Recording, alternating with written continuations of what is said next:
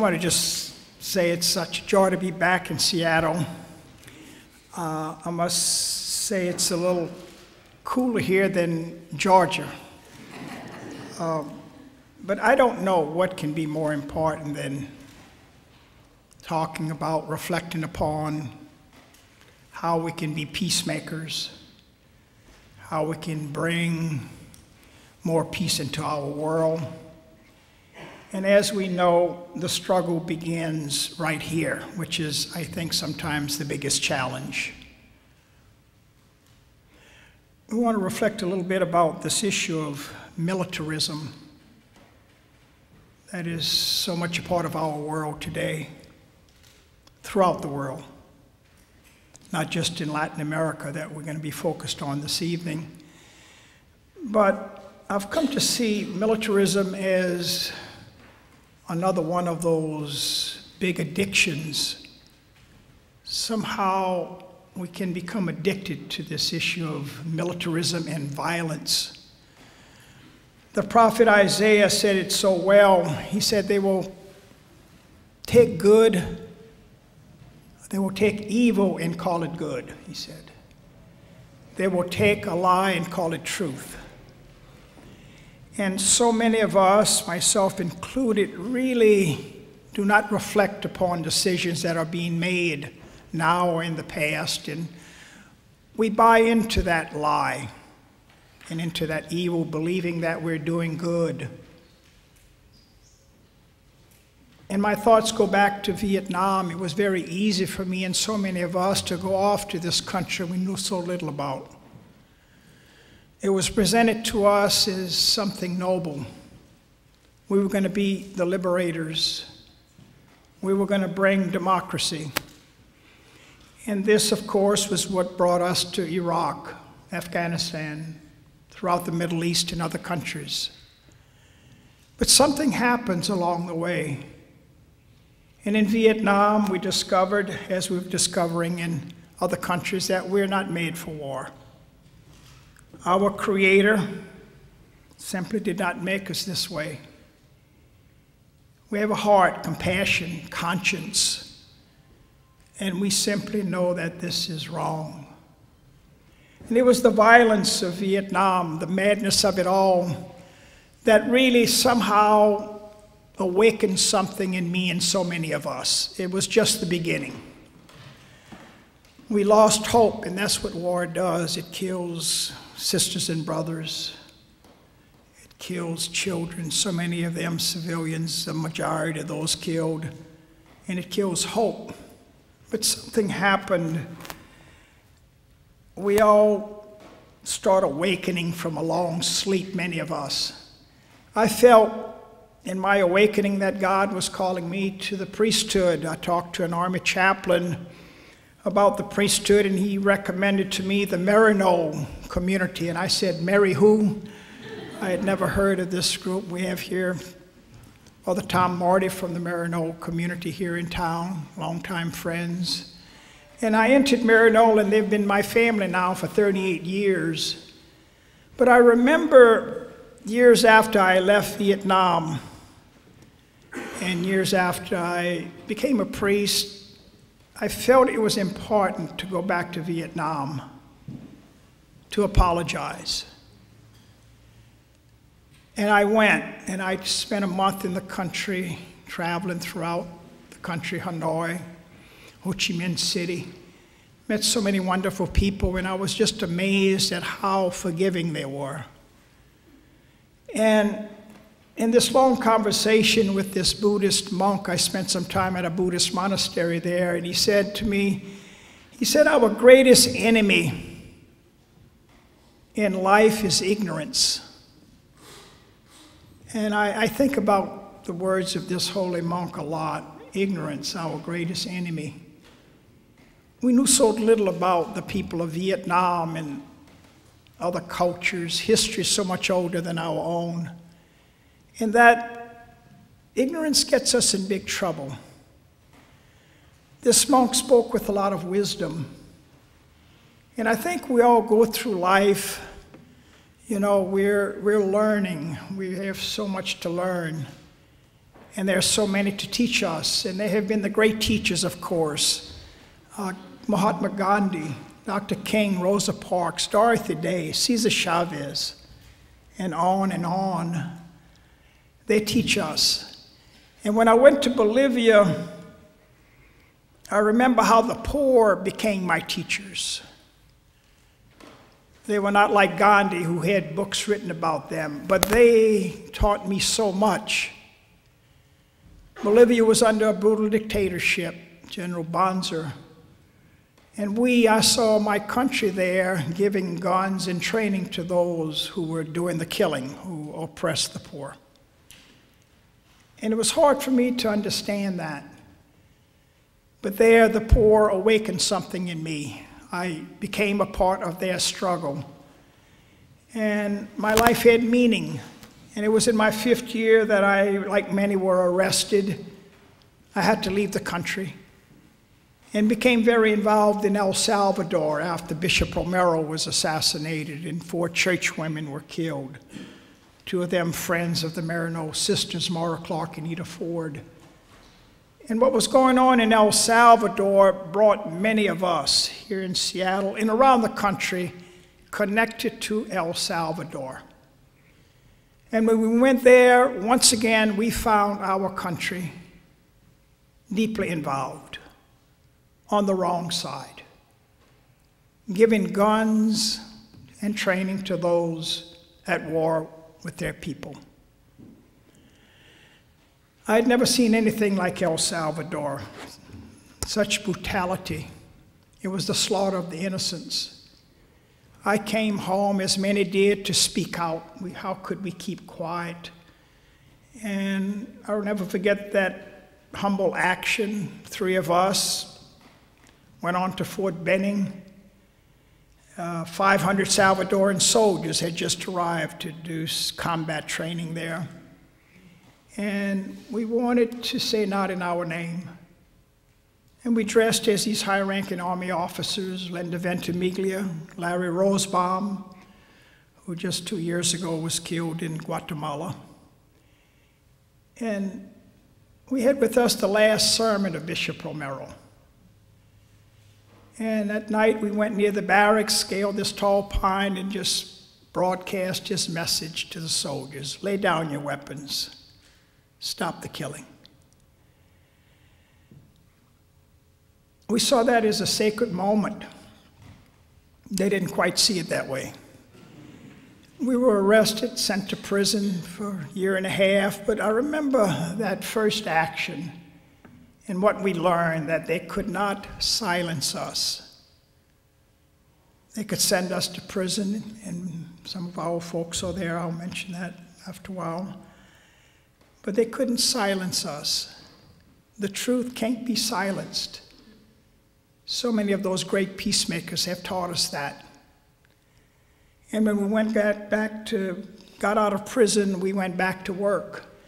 And then, shortly after that action, we heard about the School of the Americas at Fort Benning, where they were training these soldiers from 16 countries of these Latin American, Central American countries. And we knew it was important to go there, to check it out, to do some basic investigating. And what we found was just so alarming. It kept us awake at night. This school was indeed a school of assassins, as the poor of Latin America described this school.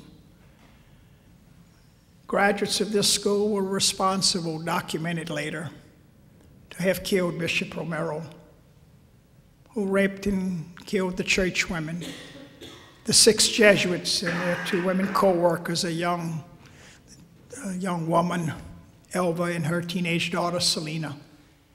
And the list just went on in each of these countries, Guatemala, Bolivia, Honduras.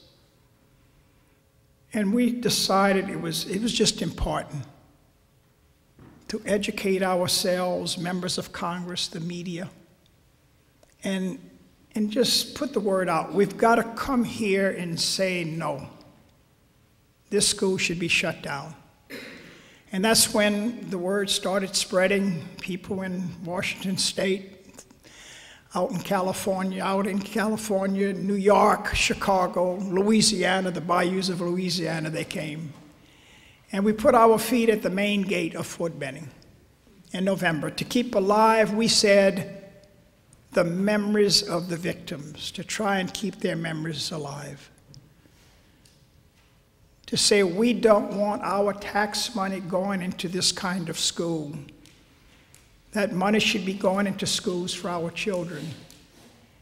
And in the early days, we had small numbers there, but those numbers each year began to grow, and now thousands gather. And it's like this celebration of hope. A lot of musicians come in, a lot of speakers. We take over the convention center with all these workshops and teach-ins. We connect. We meet kindred spirits. And we realize that we're not alone in this struggle.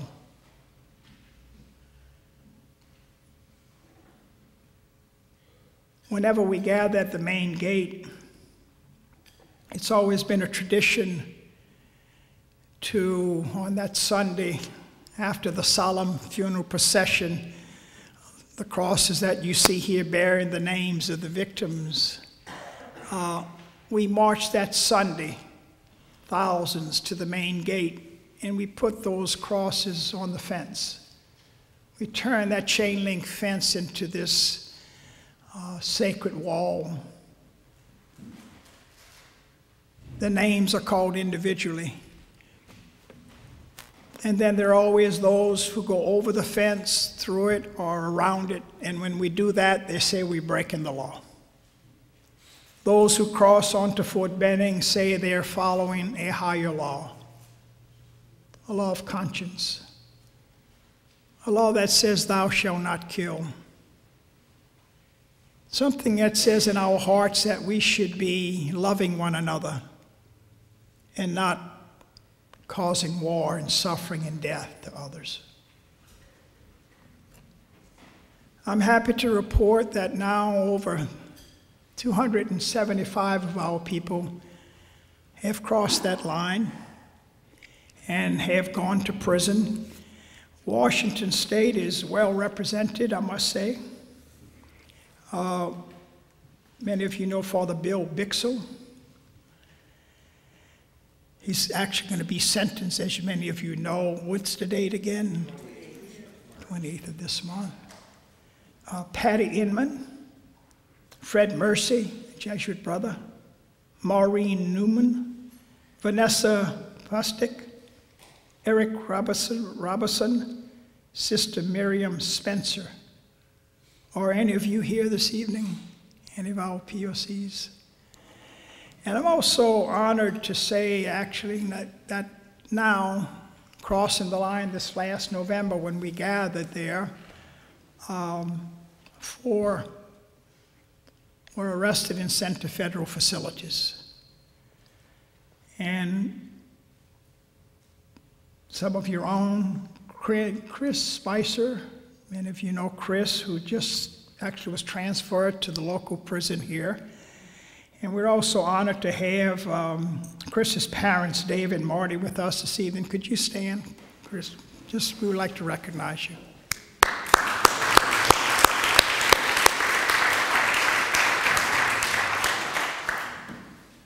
The other prisoners of conscience, as we call them, Nancy Smith, David Omundi, and Father Louis Vitale. I think this is Louis' 3rd time. Louis, many of you might know, he's from the Bay Area. The struggle continues. Our prisoners of conscience, they somehow energize us. They give us hope. They bring more people to the vigil each year. I just want to mention a few signs of hope in our movement, and there are many, but just a few. There's a sea change taking place in Latin America. Just a few years ago at our national meeting, when we were a grassroots organization, made up of lots of college students, veterans, nuns, clergy, military vets, and senior citizens. We have representatives from all of these groups, including labor unions. And we decided to go to these countries of Latin America to meet with their leaders, presidents, defense ministers, indigenous leaders, about pulling their soldiers out of this school. We've visited now some 15 countries. And I'm happy to report, after meeting with 6 of their presidents and many of their leaders, 4 countries have made a decision to withdraw their troops, and those countries are Venezuela, Argentina, Uruguay, and Bolivia. And it was a special joy going back to Bolivia. It's somewhat of a microcosm of what's going on through Latin America, not in every country, but in the majority. A country where the majority of the people are indigenous. They have now the first ever indigenous president, President Evo Morales. It's wonderful. In meeting there with friends I hadn't seen for years, we got together and we said, reflected, who would have ever thought that today it would be like this? That the people we were visiting in these prisons, some of them are now ministers in the government. Who would have ever thought that the poor would get so organized and there would be this uprising? And who would have ever thought in the Middle East and now in Libya that we're all reading about, that there would be this uprising? It's amazing to read in these reports, to hear that not even the CIA, with all of the money that we pumped into this organization over the years, they were caught by surprise. They said they didn't know this would happen. And what we're learning, of course, it's inevitable. You can only oppress people for so long, whether that's in countries or in churches. People will begin to say, basta, enough. Those who are oppressed, those who are struggling for survival, living in those shacks, as most are throughout our world, seeing their children dying before their time, not having schools for their kids or health care, people will eventually say no more, no more. And it's just amazing to see this happening in so many countries. And there is this sea change in our travels that we see in Latin America. And it's so encouraging, it's so encouraging. And what we also heard in many of our meetings, we bring a lot of documentation about this school, names of the well-known graduates. And they often stop us. And they said, look, we know this school very well down in Georgia. We have been on the receiving end. And we have something to say to you, to bring back to your country. Your country, the United States, often referred to as El Imperio, the empire. You're welcome in our country. Pero no como antes, not as before. Not to come in as we have been doing for so long in so many of these countries, to exploit, to enrich ourselves from their vast natural resources and their cheap labor. If you can come in as a partner and work with us to improve the quality of life of our people, bienvenidos. You are welcome. And I think that is the challenge for you and I today. Are we as a country, as a people, can we actually go to these other countries as a partner? As wanting to relieve, to heal the suffering there. I want to believe, I have to believe that we can. And I have to believe that our president and our members of Congress would want that. But we have to hold them and, of course, ourselves accountable. We're talking about budget cuts.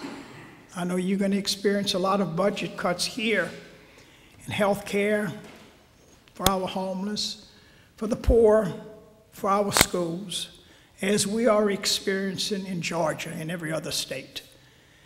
And what we are saying very clearly is every dollar among the millions of dollars from our taxes going into this school down in Georgia, that is a theft from schools for our children. That is a theft from those who are struggling here in Seattle and elsewhere. I was happy to,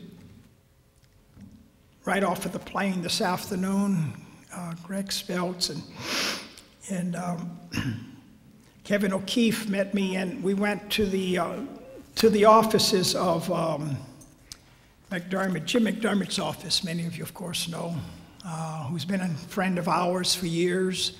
And we met with his staff and the staff members of others in the area. And here's what's going on. We have a new strategy that's just developed. We have come close over the years to shut the school down through a bill in Congress. And now what we're going to do now, talking with members of Congress, we're going to request that President Obama, by executive order, close the school. He has that power, that authority to do that by line item veto. And it was well received in the meeting today. It's been well received where we just started this new strategy.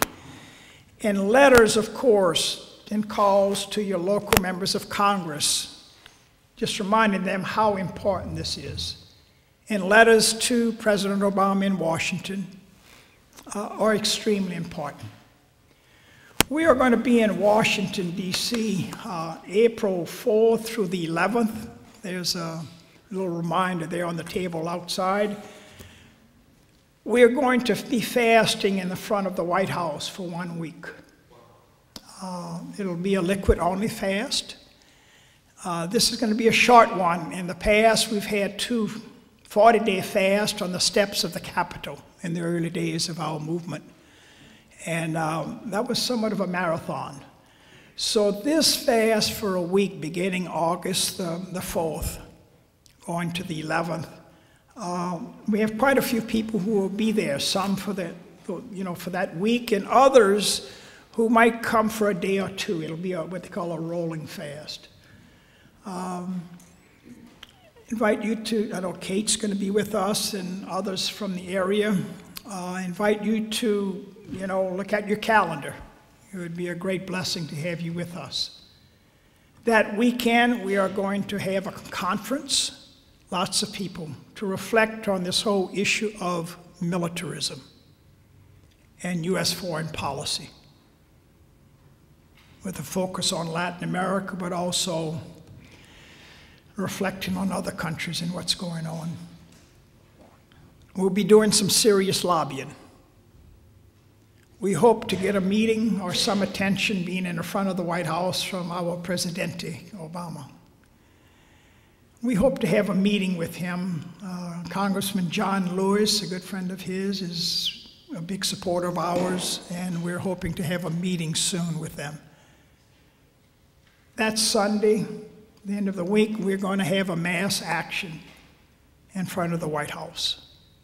We'd be doing some what we call nonviolent civil disobedience, as we do down in Georgia. And it has, folks here in this area have been doing some important protesting, nonviolent protest against those nuclear subs, and who will be going on trial soon. The struggle continues. We had our first meeting in Venezuela just a few months ago. We brought together all these contacts we've met over the years in these different countries. We had 20 countries actually represented, and we met for a week. And out of our encuentro, our gathering, reflecting, some high priorities surfaced: Colombia and Honduras. You may know that there was a military coup in Honduras 2 years ago. We went there right after the coup. It was important to go there to express our solidarity. And we're going to be going there in early May for 8 days. There's a flyer in the back also. Please take this flyer. We're encouraging people, if you can, to join us on this delegation to Honduras. It's going to be very educational, and we'll be meeting with our counterparts, our partners in Honduras. And for more information, just pick up this flyer, give us a call. You can also go to the website, SOAW.org. And lastly, we felt it was important, shortly after the encuentro in Venezuela, to go to Colombia, to meet the people of Colombia. A country, Colombia, that's sending more soldiers to this school than any other. About half are coming from Colombia. There are more Union leaders killed in Colombia than any other country in the world. And for that reason, the United Auto Workers and labor unions are a big part of our grassroots movement and are very, very connected to what's going on in Colombia. I want to stop here and just, we're going to have some good, discussion, hopefully. But I just want to say in closing, our hope is strong. We're not going away. We've been in this struggle for a while now. Some have somehow got burnout set in. We've got to learn, we've learned along the way to take care of ourselves. This is a marathon, this work for peace and justice. We're not doing this just for a year or two. This should be a part of our lives. This is a part of the lives of our sisters and brothers in these countries. They have been struggling for centuries, for so long, in countries like Libya, Egypt, Saudi Arabia, throughout Latin America. They've been at this for a long, long time. And we've got to learn how to take care of ourselves in the struggle. And what I've learned is how important it is to kind of withdraw from the struggle at times, to be silent, to reflect, to pray, and to spend time in nature, and to renew ourselves, and to listen to those voices of others. And so we're hopeful. We're going to keep our hands on the plow. And really, I want to just, as you know, we're all in this together. And you have been a source of much energy and hope in our movement. Gracias.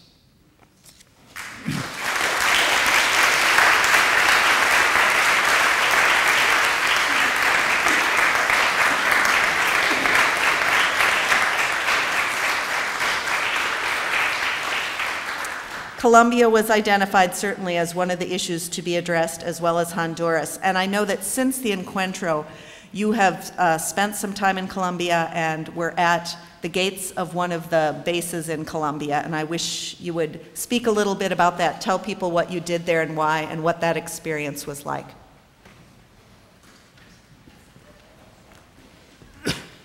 Thank you, Kate. Yeah, out of that meeting came this high priority of Honduras, Colombia, and we decided it was very important to form a delegation and go to Colombia ASAP. And we had 8 of us who boarded a plane. Most of us met in Atlanta and took off for Bogota, Colombia. In the first couple of days there, we met with our sisters and brothers there, our counterparts.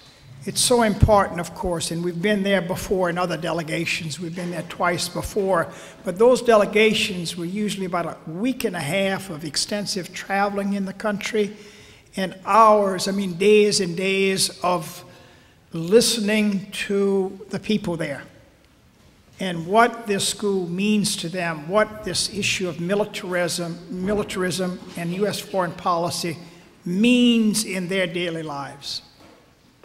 This delegation was going to be different. It was going to be a couple of days of the listening, very important, but we also wanted now to have some action involved in front of a military base. A big concern, a top priority were these 7 military bases that are being built up in the country, funded by the United States. This country has received over the last 3 years, something like $3 billion, about $1 billion a year. That's a lot of dinero. I mean, a lot of dinero. And they're the largest recipient of military aid in the hemisphere, coming right behind Iraq, Israel, I think it's Saudi Arabia, and now Colombia. And with the support of the local people there, we drove some 4 hours to Tolimaida, one of those 7 military bases they're building up. We didn't know what to expect. We thought as soon as we got out of the vans to unfold our banner in front of this big statue with this soldier, this thing is something like 10 feet tall, looking down on us right in front of the base. We didn't know what to expect, and we held this big banner that we brought with us that said, U.S. military out of Colombia, in English and in Spanish. Well, within minutes, of course, they came. We were right in front of the base. They came and ordered us off the property. And we had strategized and planned, of course, this in advance, what would we do. And we decided that we would stay. We would be willing to be deported, willing to be arrested. In fact, it's a strategy that often calls attention to the issue. And then they brought in another higher-ranking officer to order us off of the property, and we refused. And then they brought in a higher-ranking officer. And then they said the general was on his way. And we just stood our ground and said, we'll be happy to talk with anyone, but we're not leaving. And we spent the day there. It was hot. It was a long day, but I must say, we felt that our presence there was sending an important message that in the country were this small group of people representing a big grassroots movement who simply want, in a humble way, to express our solidarity with the people here, who are again on the receiving end of our foreign policy and militarism.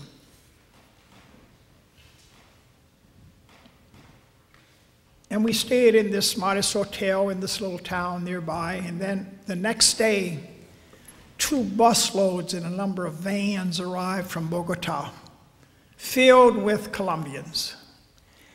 And it gave us just great joy that we were not going to be there alone now. Just a small group of gringos. And I must say, it just brought us a lot of joy. And we all got there together. And they ordered us once again, not to, they had a lot more military there this time with those M16s that we provided them, of course. They ordered us not to even get, in the sense there was just this, there must have been 100 soldiers there. But somehow we were able to, with so many people, to make our way back in front of that base there, and some were able to block it for a couple of hours. It was a good day. It was a good day. They did not arrest us. They knew, and we do believe that they took orders from our embassy there. not to be arresting these gringos. We had a lot of media there, of course, a lot of cameras to document what was going to happen. And it was going to be reported. We got a just overwhelming media attention in a way, very good to see. We had interviews with radio stations, the print media was there. A lot of Latin American stations from other countries picked it up. And it was the next day that we met again, and then we went off back to Bogota for more meetings. And then before leaving the country, we had a couple more days, we decided to go now in front of our U.S. Embassy, the U.S. Embassy. As we know, it's a symbol, really, this big embassy. They're in every country. It's that symbol, like this school down in Georgia is the symbol of U.S. foreign policy and that militarism. This embassy is that symbol. And so we went there, and this time we were going to have a little something different. We brought with us this very beautiful Tio Sam outfit, Uncle Sam outfit, with the red, white, and blue, the big top hat, the vest, the trousers, the top coat.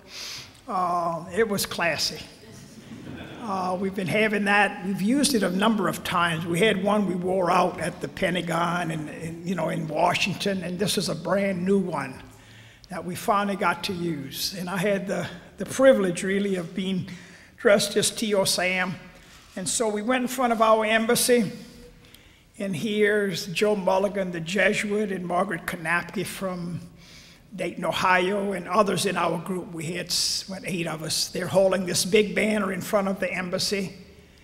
And it's amazing what a little theater and humor will do. We've never really used that often in our movement, but it disarms people.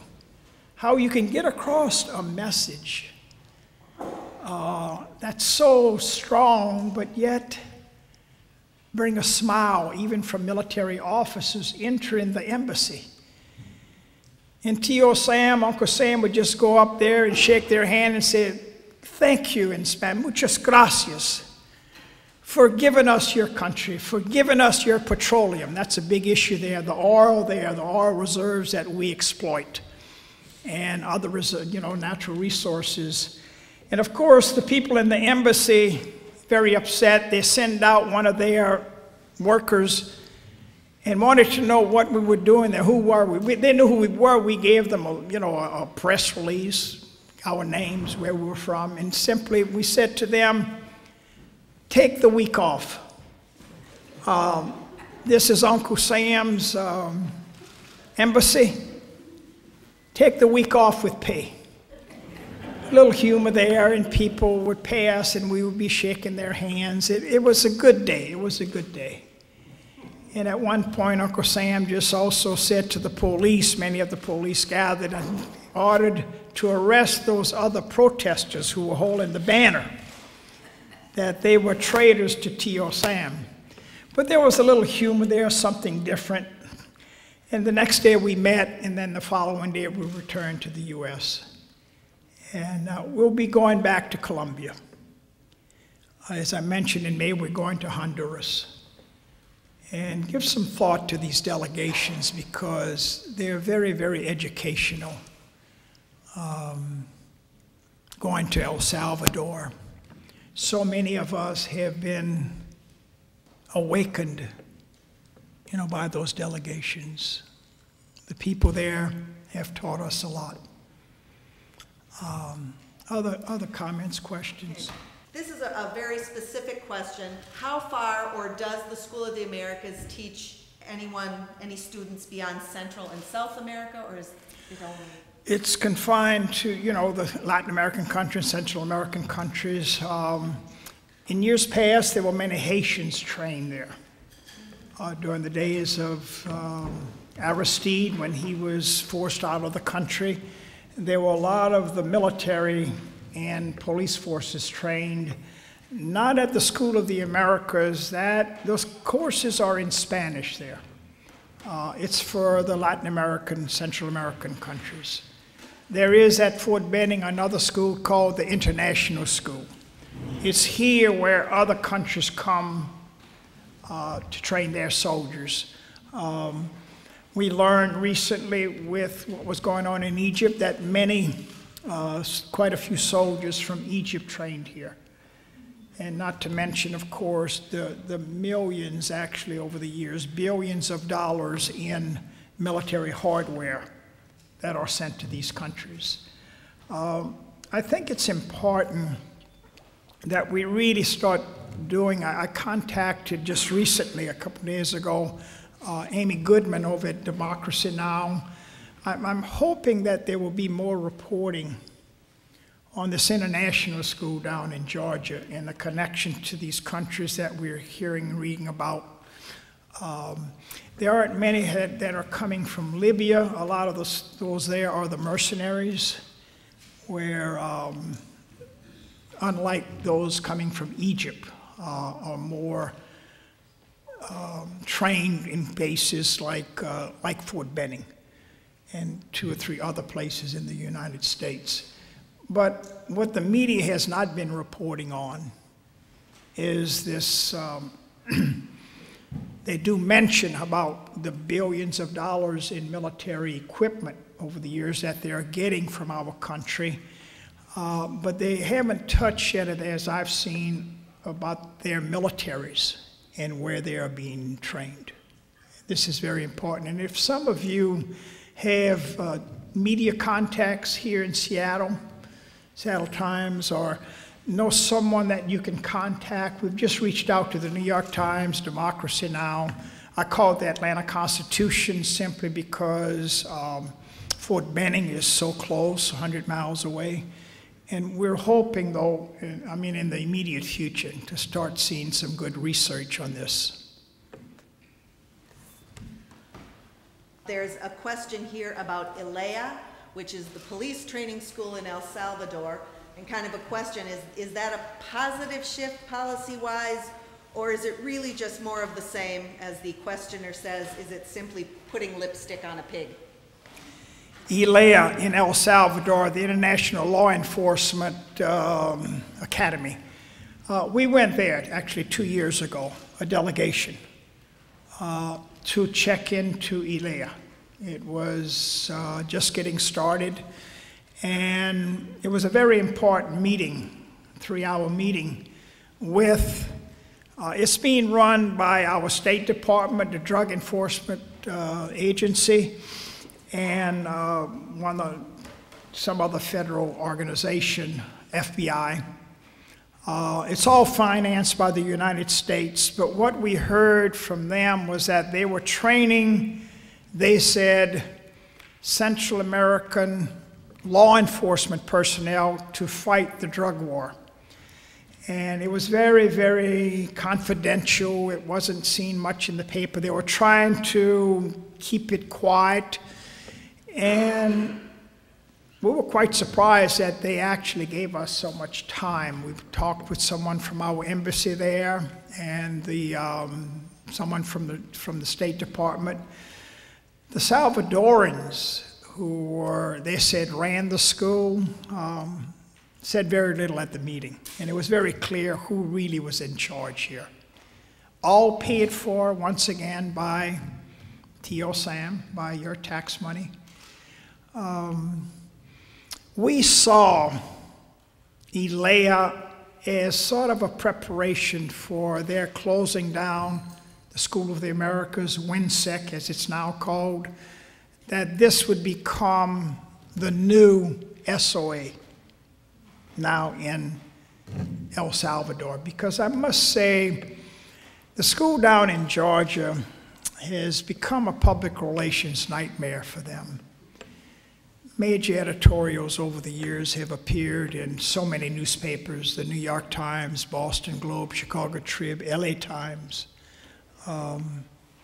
many other newspapers, major newspapers, calling for its closure, referring to this school as a school of assassins, a school for dictators. And the Washington Post, 2 editorials in the Washington Post calling for its closure. And that's why in 2000, by a very close vote, they changed the name of the school from the School of the Americas to the Western Hemisphere Institute for Security Cooperation. We have not been fooled. This school still operating with a few cosmetic changes, but it's still about men with guns. They tell us that they're teaching now democracy. We don't buy it. Many of us in the movement who have been in the military know from experience that you don't learn democracy in the military. Something very important, just a little footnote here, those names that they've always given us in the past through the Freedom of Information Act, those soldiers training here for the last 6 years, they have denied those names to us. And it's very important. We're going through Congress, of course, to get those names with a lot of resistance from the Defense Department, from the Pentagon. But we are going to get those names. Especially, they always talk about how transparent they are today. This issue of transparency comes up in our debates. We've had debates in the past with the commandants of the school, and they stress democracy and transparency.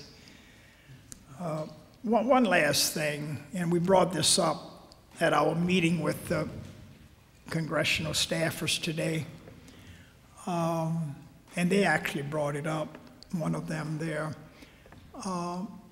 When you look at Latin, all these countries that we go to, you don't have to speak Spanish, really. I mean, when you just observe, you just look, and you see the majority of the people, wherever you are struggling. They are struggling for survival. They're living on the edge. They need teachers, healthcare workers, agronomists. They don't need military soldiers. They don't need commandos. They don't need guns and tanks. They need food, adequate housing, healthcare, schools. And really, this is what the struggle is all about. We're hearing this very clearly coming out of Libya, throughout the Middle East, throughout the world, throughout Latin America. This is what it's about. And when are we going to learn that the solution or our response to these other countries will not bring anything good through this militarism, through this kind of training, this kind of school? Guns, hopefully, I don't know when, but I'm hoping one day. I was hoping that we would have learned after Vietnam. We haven't. I was hoping that we were going to learn after Iraq. We haven't. When will we get it? And I think we're going to get it when there are more and more of us who simply start saying, you know, as Chris is doing and so many, you know, there's something we can all do. I will not be silent. And when we join all of these voices together, wow, things happen. Things happen. And if it's happening in countries like Libya and Egypt and all these other countries, it can happen here. It can happen here.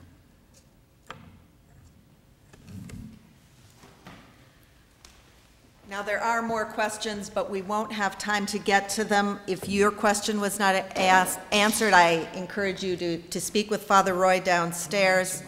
And he wants to say something else, and so I will step out of the way and let him do that. Just one more. Yes. I was hoping someone would ask one question about this issue of an injustice closer to home in the church, the Catholic Church.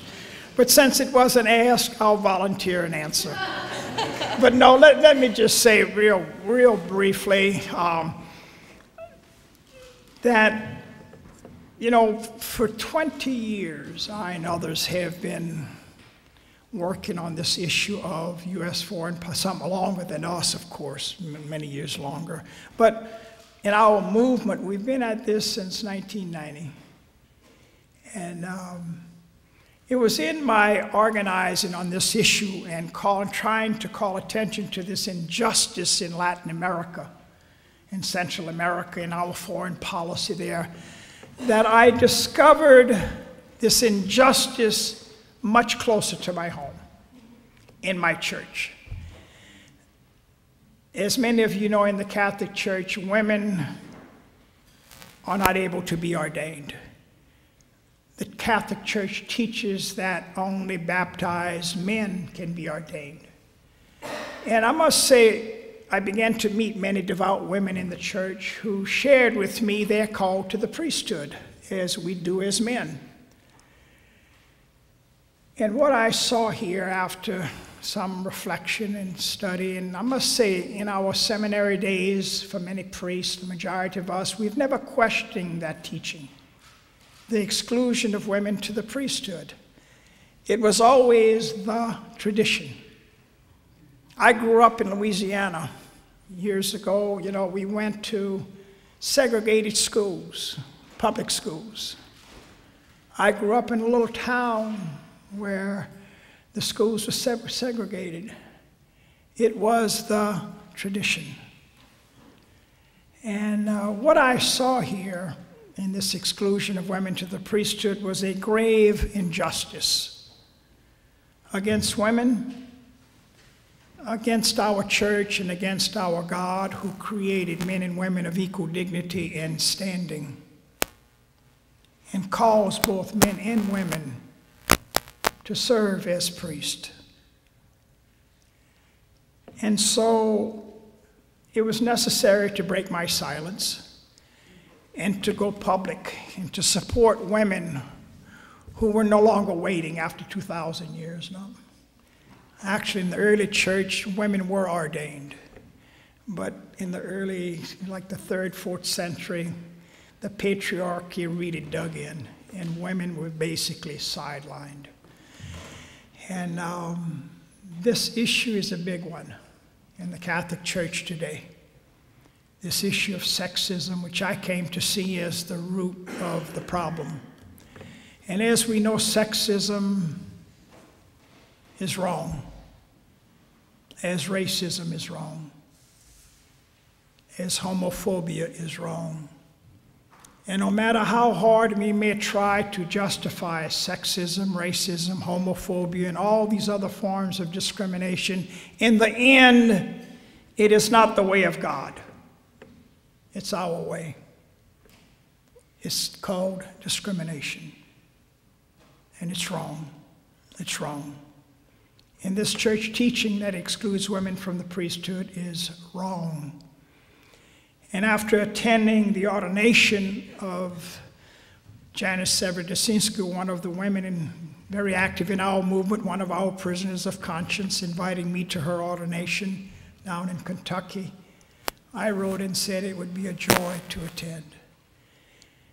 And just days after the ordination ceremony, which was joyful, something to celebrate, someone saying, yes, I want to give my life to the church.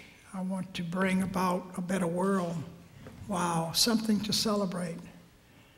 I received this letter from the Vatican giving me 30 days to recant my belief in public statements that support the ordination of women, or I will be excommunicated. Late sententia, which means automatically. A very serious letter. And I thought about it for a couple of weeks and then sent in my response. I have a copy of that if you'd like it. But I simply wrote back to the Vatican and simply said in different ways, and at the very end, in conscience, I cannot and will not recant. And that was over a year now, and that was my belief, my statement then, and that's my belief and statement today, and will be tomorrow. I just want to say, though, in closing, that this movement is unstoppable, like the women's suffrage movement, the abolition of slavery, the civil rights movement. These are movements and movements in the Middle East that we see that can't be stopped. Because at the very root is this hunger for justice, this issue of equality. We are all equal in worth and standing and dignity before one another and our Creator, no matter what our faith tradition might be. We are all equal. And so this movement that I'm a part of now, the women, of course, are at the vanguard. But I must say, when you see an injustice with such clarity as I see this one, there's no way one can be silent. There's no turning back. And I'm not quite sure how the Vatican, I've got a meeting coming up soon, not quite sure what they're going to decide, but when we follow our conscience, as we've all experienced, we're free, we're free. We can sleep well at night. And tomorrow, let me just say, Saturday, we'll be showing the first documentary. It actually hadn't been released yet, but we have certain select showings. I have a copy. It's called Pink Smoke Over the Vatican. It's going to be shown Saturday at the 2100 building just off of Rainier. At what time? 3 p.m. 3 p.m. Invite you to come if you'd like, and have some discussion about that injustice. And also, and again, I just want to thank Kate and Greg and everyone really here who've just worked so hard and continues to work for justice. In the back, there's this documentary, compilation of our DVDs about the SOAW watch and the movement in the school down there. The flyers that I mentioned are all there. Please take them and spread the word. We hope we can have more people joining us on the delegation down in in Honduras. And then in April, hope to see you in Washington, D.C. But thank you very much.